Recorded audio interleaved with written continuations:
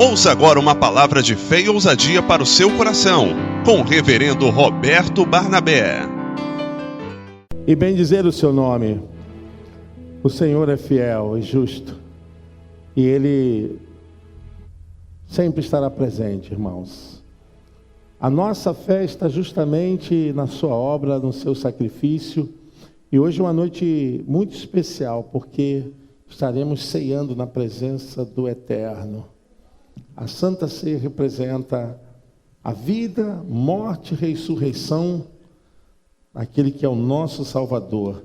Eu gostaria de meditar com vocês primeira epístola de João. Peço a vocês que se põem de pé em reverência à palavra do nosso Deus. Primeira epístola de João, o capítulo de número 2. Primeira epístola de João, capítulo 2. Depois leremos capítulo 1. Capítulo 2. Todos acharam? Meus filhinhos, estas coisas vos escrevo para que não pequeis. E se alguém pecar, temos um advogado para com o Pai, Jesus Cristo, o justo. Versículo 2, igreja.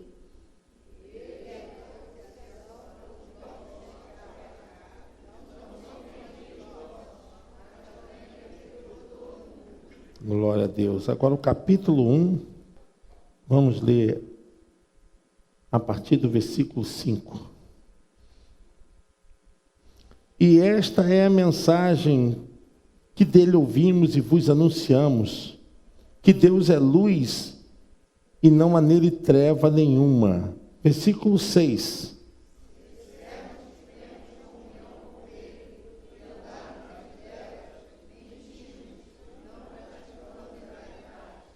Mas se andarmos na luz como ele na luz está, temos comunhão uns com os outros, e o sangue de Jesus Cristo, seu Filho, nos purifica de todo pecado. Verso 8.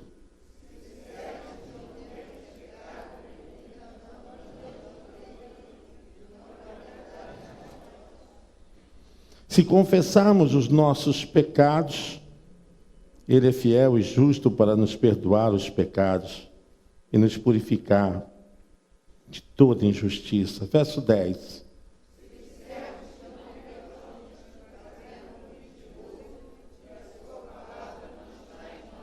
Amém. Você pode se assentar. Glória a Deus. De Gênesis a Apocalipse, a Escritura nos aponta o desejo de Deus salvar o homem. E a própria palavra nos revela que nós temos um justo advogado diante do Pai, que Ele intercede por nós. Nós temos dois intercessores divinos. Dois. Primeiro, nós temos Jesus Cristo que intercede por nós junto ao Pai. A Bíblia diz que Ele é o nosso advogado. Ele entra para nos defender, amém? Porque Ele sabe que esse mundo jaz em trevas. Esse mundo está cheio de pecado. Por onde quer que andarmos, por onde quer que nós atravessarmos, para qualquer lugar, o pecado nos cerceia, o pecado está sempre atrás de nós, na nossa frente, do lado. O pecado está sobre toda a terra. E ainda não somos libertos desse corpo, porque ainda que fomos justificados, mas ainda estamos nesse mundo. Por isso Jesus falou: no mundo tereis aflições, por causa do pecado que toca no ser humano, que destrói a vida do ser humano. O pecado que acaba com a vida da sociedade. É o pecado que entra no lar, que entra na vida do marido, da esposa. Por isso que poucas pessoas têm pouca antipatia pelo pecado. Poucas. Porque muitas pessoas estão vivendo e se envolvendo com o pecado. Por isso que o pecado cresce numa escala tão poderosa. Mas a Bíblia fala de nós que fomos resgatados, libertos do poder da maldição do pecado, que outrora não nos conduzia a Deus. A Bíblia diz que nós éramos inimigos de Deus por causa do pecado. Mas a Bíblia diz que agora, através do seu Filho Jesus Cristo, Ele então nos reconciliou com Deus. Amém? Antes estávamos sob a tutela e a maldição do pecado por causa da regência de Satanás. Muitas pessoas pensam que isso é brincadeira. Até acham que isso deva ser uma motivação para fazer parte da cultura cristã. Essa imagem do bem e do mal. E é justamente isso. Quanto menos antipatia ao pecado, quanto menos poder a pessoa tiver para resistir ao pecado, mais ele estará presente. Quanto mais as pessoas ignorarem a presença do mal, a presença do diabo, a presença nefasta das trevas, mais estará agindo. Porque é dessa forma que ele faz. Porque eu não conheço o teu coração. Eu não conheço o teu coração. Você não conhece o meu coração. Mas Deus conhece. Ora, João está falando justamente disso. Que a luz agora está em nós. A luz está em nós. E nele não há trevas. Nós andamos agora na luz. E essa luz tem que brilhar, irmãos. Essa luz tem que chegar em todos os lugares. Essa luz tem que chegar nas casas, nos palácios, tem que chegar na vida do indouto, do intelectual, tem que chegar na vida de qualquer pessoa da camada da sociedade. Porque é a luz que faz a maior diferença na vida de toda a humanidade. A luz do Evangelho, o poder do Evangelho, que é capaz de resgatar, tirar o homem das trevas. Hoje nós estamos anunciando que a luz está aqui em nossos corações, amém? Mas nós vivemos uma grande batalha espiritual. É de mantermos a nossa vida acesa. Não deixe sua fé esfriar. Não deixe o seu amor pela obra de Deus acabar. Não deixe o seu compromisso com Cristo se tornar um momento só de você estar na casa de Deus. Mas que haja abnegação, que haja no seu coração uma total confissão. Que essa confissão possa trazer diante das trevas. Porque as trevas hoje cerceia aonde quer que nós andarmos. Não é trevas literalmente de escuridão, mas é trevas que impede que você seja o melhor servo de Deus, que você seja a melhor serva de Deus, que você desempenhe o seu ministério, a sua chamada para a obra de Deus. São trevas, são pensamentos. Hoje nós estamos entrando num âmbito muito perigoso. A igreja não percebe isso. Mas por muitas pessoas terem compromisso demais com suas vidas seculares, pouco tempo tem para ler a Bíblia, pouco tempo tem para orar, pouco tempo tem para fazer a obra de Deus, pouco tempo tem para estar em comunhão com os irmãos, pouco tempo tem para realizar aquele ministério. Hoje as pessoas não estão entendendo que nós estamos combatendo com as trevas. E nós precisamos andar na luz. E a luz vem através do entendimento, o entendimento da palavra de Deus. A nossa preocupação, a nossa real preocupação, a nossa maior motivação aqui, não é o fato de quem vai ser eleito, de quem vai estar. Devemos orar, fazermos orações pelas autoridades eminentes, diz a palavra de Deus, mas a Bíblia diz que nós estamos aqui sobre a regência, sobre o poder, sobre a autoridade daquele que não pode falhar, daquele que não erra, daquele que derramou o sangue do seu Filho para nos salvar. Ou você pode aplaudir o nome do Eterno.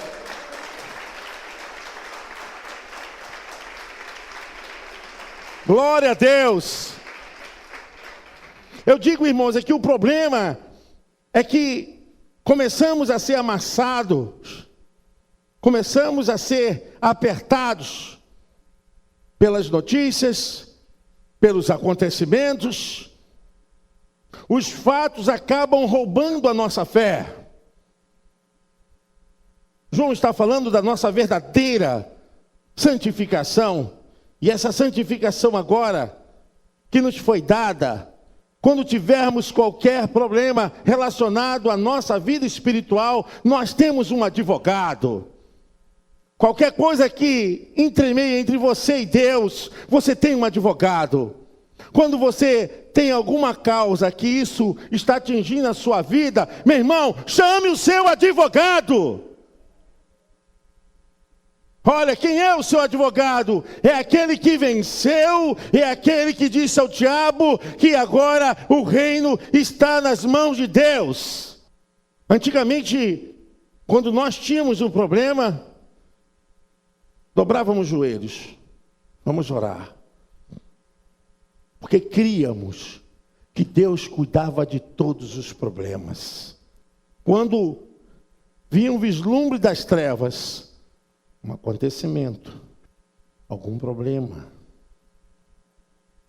alguma interferência circunstancial, normal da vida, alguma catástrofe, algum acidente, nós orávamos.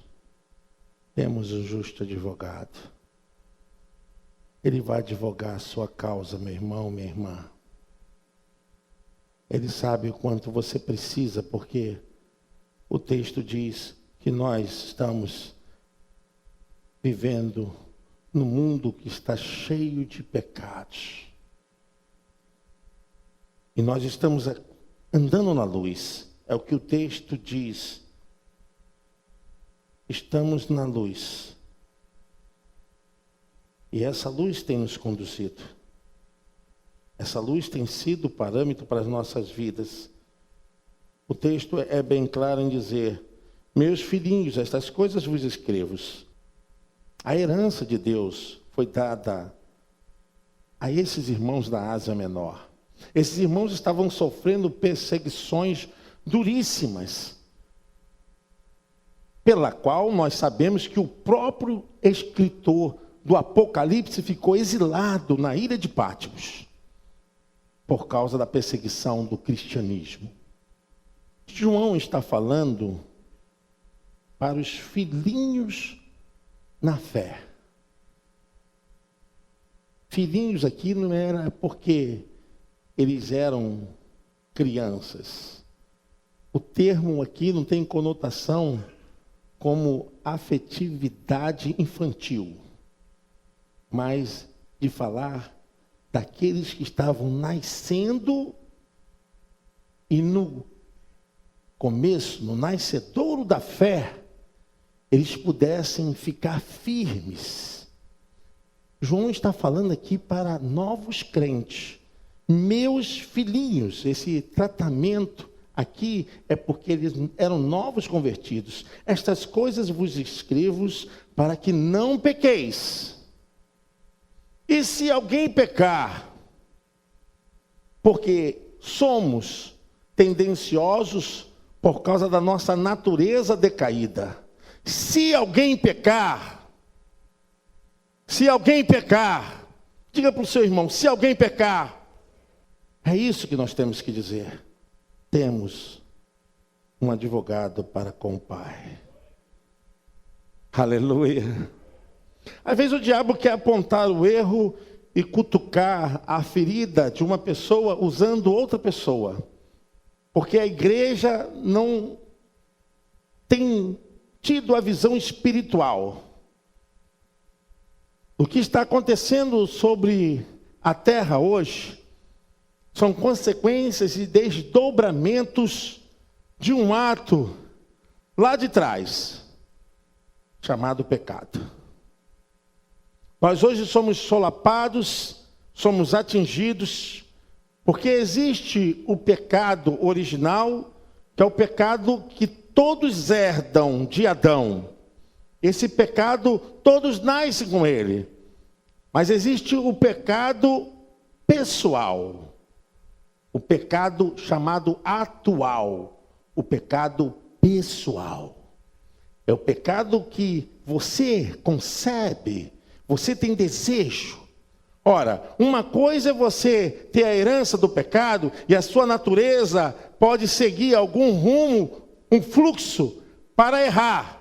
A outra coisa é você ter desejo, prazer em pecar. João está falando justamente dessa herança que nós recebemos, que a nossa natureza pode pecar. Mas se pecarmos, não é porque temos prazer, mas é por causa dessa natureza decaída. Porque o único que não pecou, nosso Salvador, Jesus Cristo.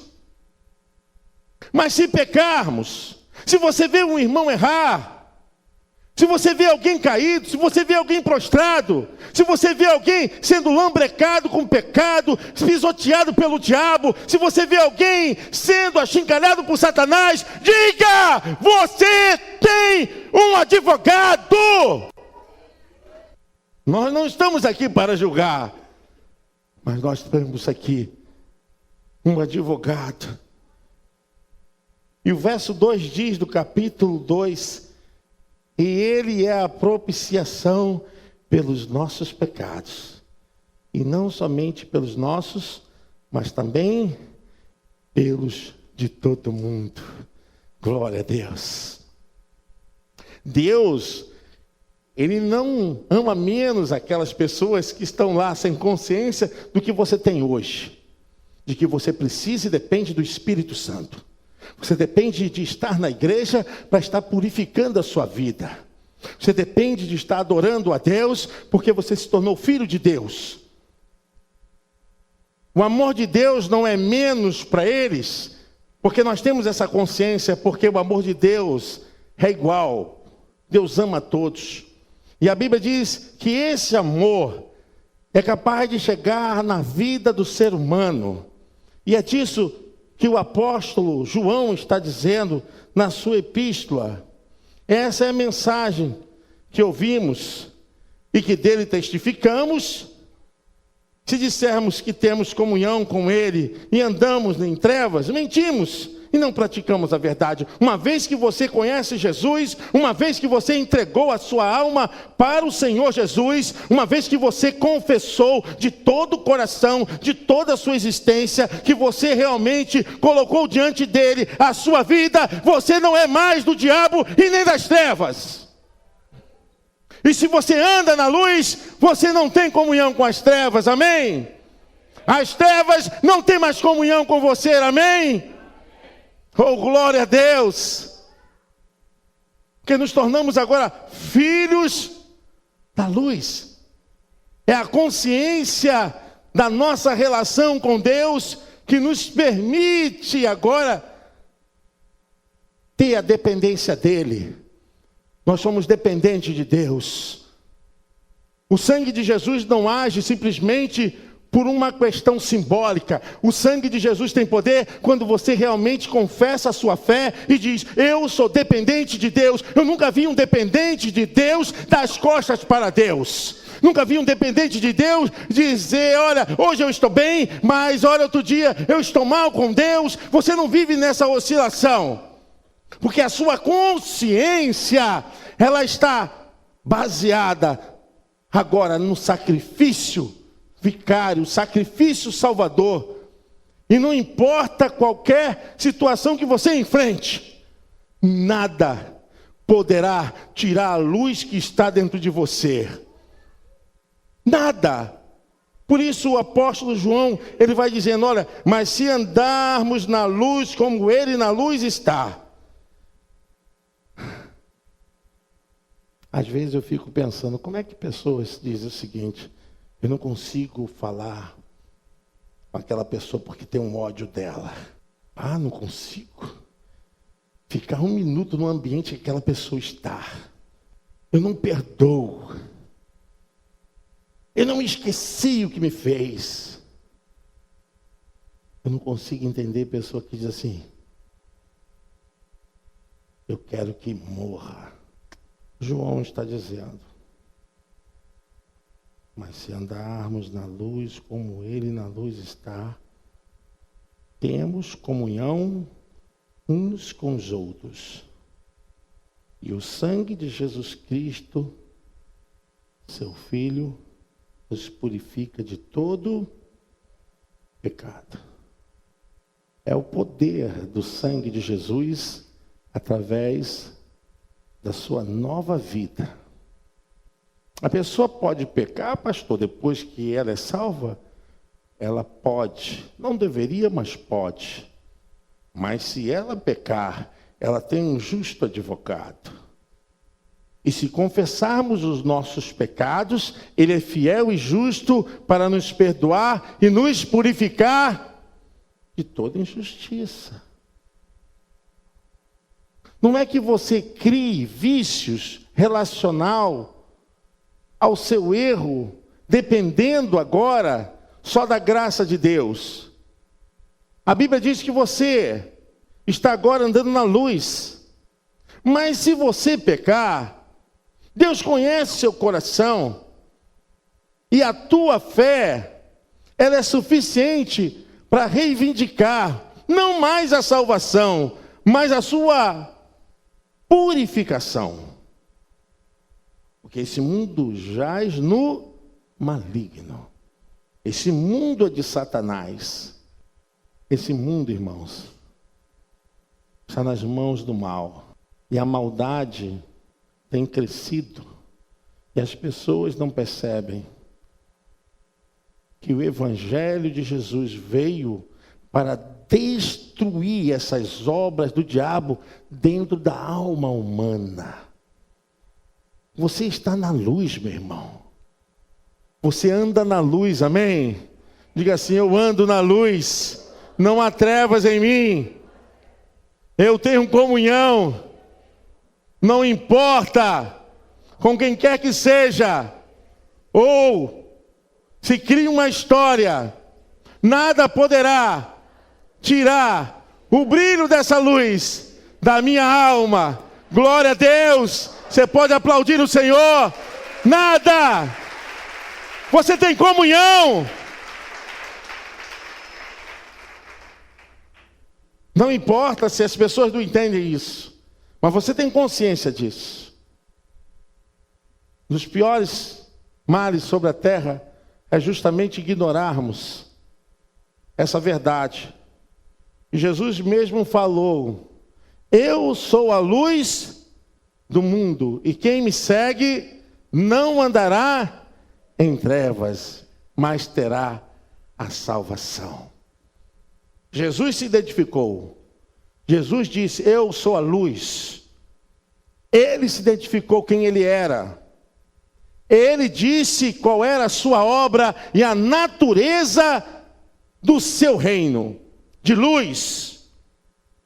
Por isso que no Evangelho de Mateus, no capítulo 1, diz o seguinte, aqueles que habitavam sobre o vale da sombra da morte, raiou a luz, porque Jesus nasceu.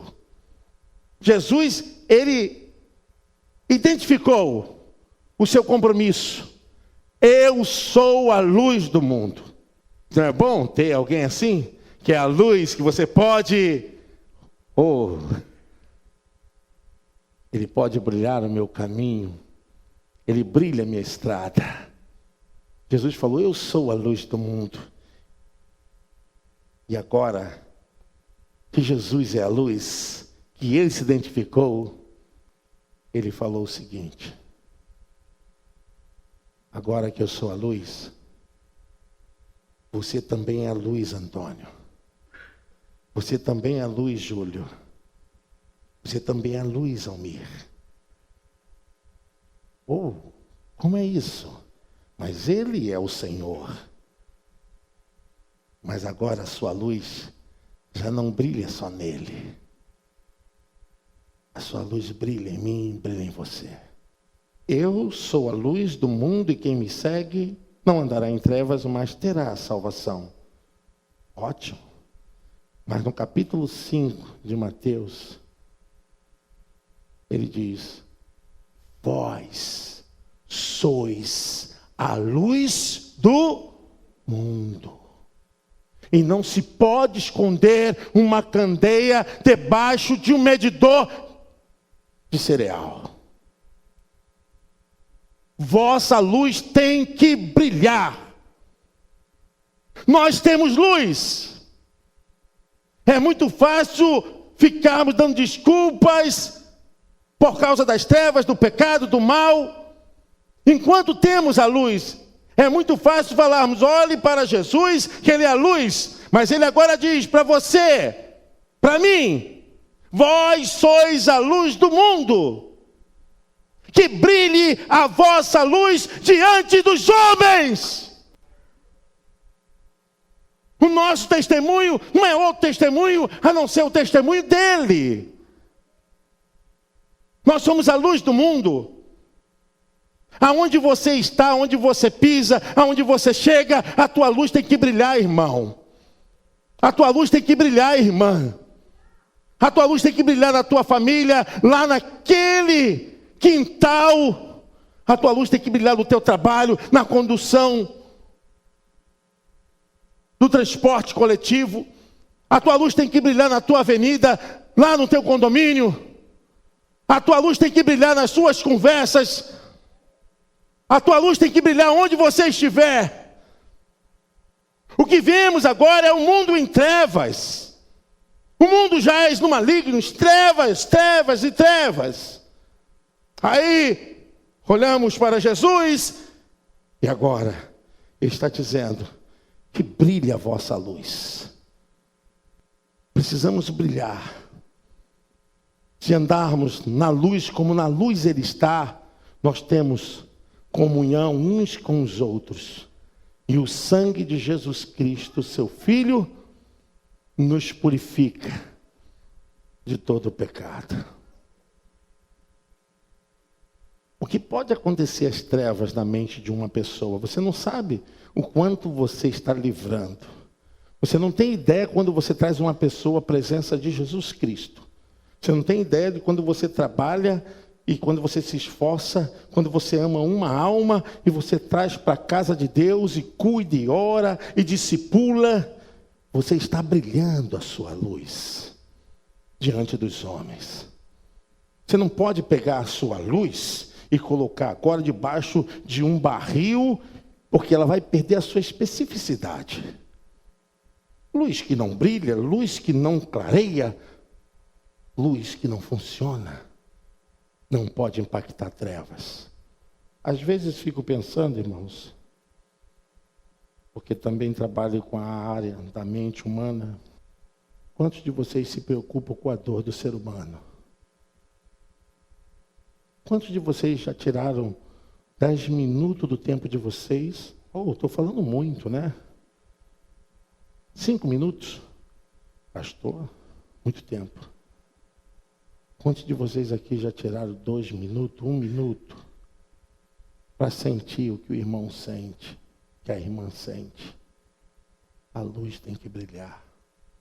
Hoje a gente fala muito de Adolf Hitler, porque a história é viva. Fala muito de Mussolini, de Joseph Mengele e de tantos outros que fizeram atrocidades e genocídios. Foram homens que tiveram as suas mentes nas trevas. Você já pensou o que é uma mente nas trevas? É uma mente que está subversiva à luz.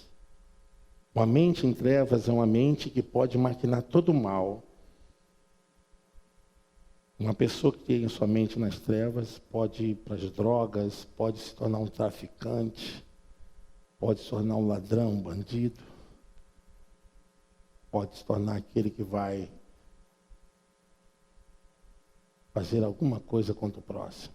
E quem é que tem que espancar essas trevas? A nossa luz tem que brilhar. Já fomos lavados e remidos pelo sangue de Jesus Cristo. A nossa vida, ela tem a luz, é a força. E se algo acontecer nesse caminho, se algo acontecer nessa jornadeada, se algo acontecer nessa minha humilhação nessa terra, se algo acontecer, eu tenho um justo advogado. Não pare, irmão, não pare, irmã, não pare, igreja, não pare, pastores, não pare, obreiro, não pare, não pare! Porque o mundo precisa de vocês. Vidas precisam de vocês. Vocês estão pegando a luz de vocês e colocando debaixo de um medidor de cereal. Volto a perguntar: quanto de vocês tem se preocupado pela dor do próximo? Tem sido dias difíceis. Eu estive aqui com os intercessores orando por um rapaz que me liga. Pastor Júlio sabe disso, a irmã Celeste também. Pastor, eu preciso urgente que o senhor me ajude, eu preciso ser internado. E ele está distante. Ele está mais de 100 quilômetros daqui de Nilópolis. Eu preciso, manda mensagem toda hora. Eu preciso ser internado. Sou alcoólatra. Sabe o que essa mente está sofrendo? Debaixo de posições e de vergonhas das trevas. E eu falei, eu tenho orado por você, eu tenho clamado por você, tenho falado com a família dele. E para interná-lo precisa manter um certo custo. E assim as dificuldades e as trevas tomando. Você está entendendo? Por que você foi purificado?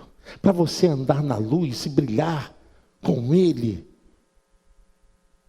Como na luz ele está, você tem que brilhar e ter comunhão com o seu irmão. Comunhão com o seu irmão. Algumas pessoas não entendem que, combatendo as trevas, você vai ouvir coisas que você detesta. Você vai ouvir coisas que te aborrecem. Caminhando na luz, você vai experimentar os momentos mais terríveis que possa ser, mas se andarmos na luz como na luz ele está, nós não podemos estar mais com ódio, com mágoa no coração. Nós temos comunhão. E se confessarmos os nossos pecados, ele é fiel e justo. Eu quero que você se ponha de pé, em nome de Jesus. Essa Santa Ceia é justamente para nos levar a uma consciência de que nós estamos andando com Deus. Nós estamos andando com Deus. É triste a gente ver alguém se perdendo, alguém envolvido com coisas erradas. Mas quantas vezes o Espírito Santo já te incomodou para dizer que você tem que ajudar essa pessoa, que você tem que brilhar? Ou você diz, olha, nessa hora eu escondo a minha luz debaixo do barril. Ah, eu sou crente para mim, sou crente para minha família. Como nos enganamos, né, irmãos? A nossa luz tem que brilhar onde estão as trevas. As trevas é da densidade, por falta de claridade, de luz. Mas as trevas do erro, do pecado, as trevas que prendem as pessoas em prisões espirituais. Quantas vezes você teve no seu coração um compromisso de dizer assim, eu vou orar por alguém que se converta ao Senhor? Quantas pessoas você ganhou para Jesus esse ano? Quantas pessoas você trouxe para Jesus esse ano? Quantas pessoas você teve na sua caderneta de oração? E você visitou, e você se importou, e você falou: Jesus, brilha a sua luz. Brilha a sua luz. Brilha a sua luz. Aqui, irmãos,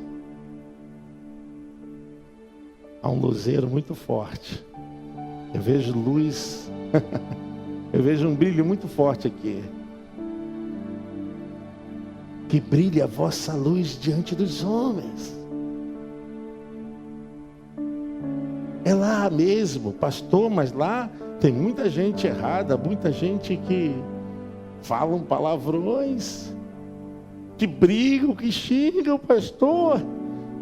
Muita gente que bebe, pastor, lá não. É lá que a tua luz tem que brilhar, pastor.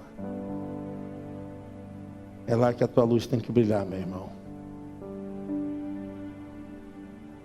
Nós somos os vagalumes de Deus. O apóstolo Paulo fala em Filipenses, capítulo 2, versículo 15. Vós sois os luzeiros de Deus aqui na terra. Amém? Luzeiros, ele está dizendo o seguinte: olha, vocês são estrelas de Deus para brilhar a sua luz aqui na terra. Nós somos os astros de Deus para brilhar a luz dele, a glória dele, a majestade dele, a onipotência dele, a soberania e o poder e o governo dele, para a glória dele. O reino é dele, o poder é dele. Que brilhe, brilhe, brilhe, brilhe, brilhe a vossa luz diante dos homens.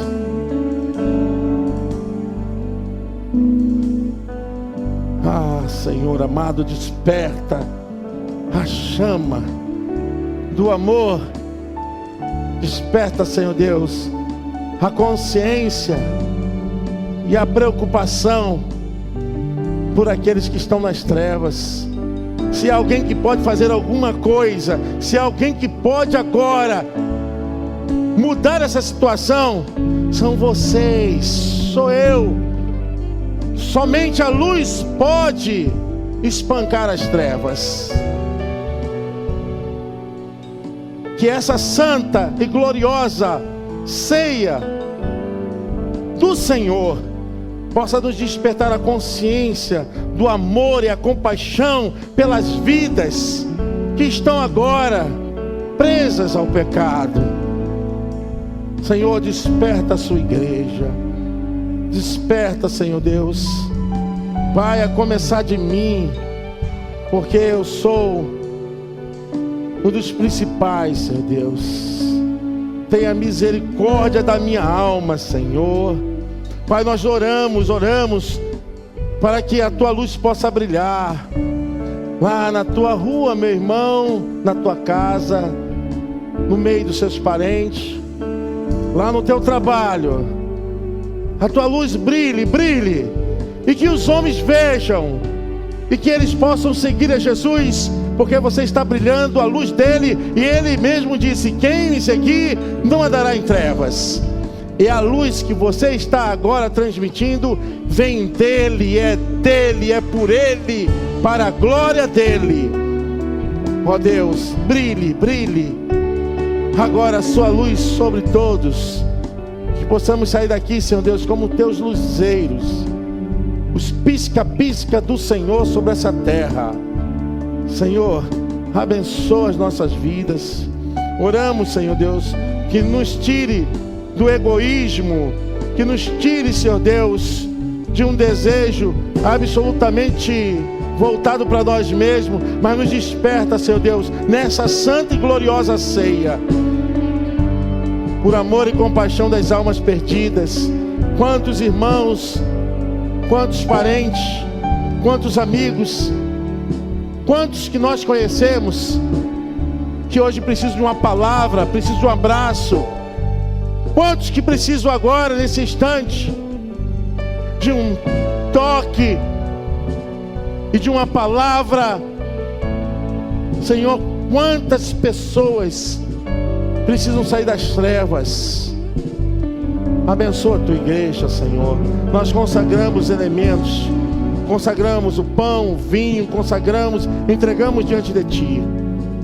E que aqueles que se alimentarem desse banquete espiritual, verdadeiramente, possam ser aqueles que transmitirão a luz por onde quer.